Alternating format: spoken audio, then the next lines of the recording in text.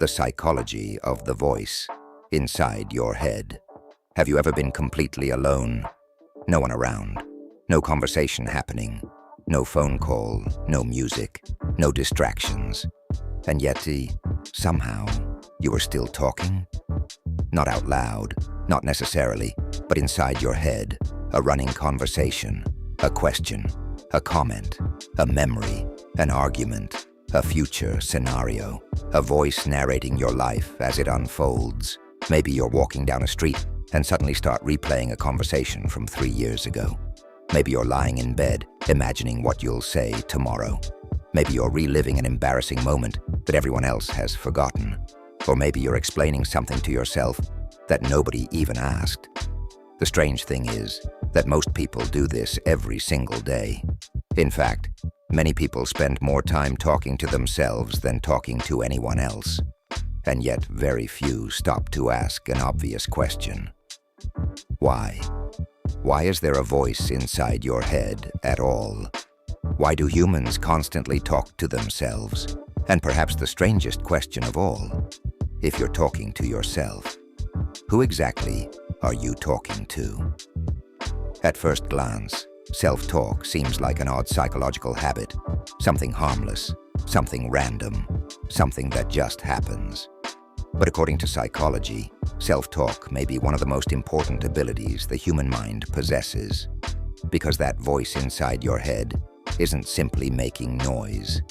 It's helping create your reality. Think about it. Every major decision you've ever made was probably discussed internally first. Every fear, every dream, every goal, every regret, every plan, every action becomes reality. They often begin as conversations inside the mind. The voice inside your head acts like a private advisor, a storyteller, a critic, a coach, a narrator, and sometimes an enemy. All at the same time. The fascinating thing is that human beings aren't born with this internal voice fully developed. When children are very young, they often speak their thoughts out loud. They talk while playing. They talk while solving problems. They talk while figuring things out. A child building a toy might say, "This piece goes here." No, that's wrong. Maybe I should try this. Adults often think the child is simply talking, but psychologists see something deeper. The child is learning how to think. Over time, those spoken words gradually move inward. The external conversation becomes an internal conversation. The voice remains. But now, only the person can hear it. In a sense, thinking is often just talking without sound. The voice that once existed outside becomes part of the mind itself. This process is so normal that most people never notice it happening. By adulthood, the internal conversation feels automatic, almost invisible, yet it influences nearly every aspect of life. One reason self-talk exists is because the human brain constantly tries to make sense of reality. Life is complicated, the world is unpredictable, people are confusing, emotions are messy. The brain uses language as a tool to organize all this complexity. Imagine trying to solve a difficult problem without words.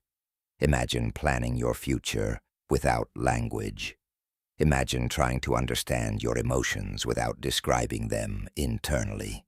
It would be incredibly difficult. Words create structure. Structure creates understanding. And understanding creates a sense of control. The voice inside your head helps transform chaos into something manageable. It helps answer questions like, what happened? Why did it happen? What should I do next? How do I feel about this? What does this mean? Without self-talk, navigating life would become significantly harder. But the voice inside your head doesn't only explain reality. It predicts reality. Long before events occur, the mind begins simulating them. Imagine you're about to attend a job interview.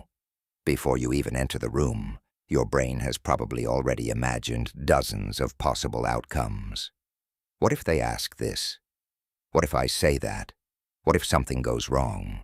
What if everything goes well? The internal conversation acts like a rehearsal. The brain practices future situations before they happen. Psychologists believe this ability gave human beings a tremendous evolutionary advantage. Instead of learning only through experience, humans could learn through imagination. They could mentally test possibilities before taking action. The voice inside the mind became a simulation tool, a way of exploring futures that didn't yet exist. In many ways, your inner voice is constantly trying to protect you, trying to prepare you, trying to keep you safe. But sometimes that protection system creates problems, because the same voice that helps solve problems can also create them. Think about anxiety. Many anxious thoughts begin as internal conversations. What if?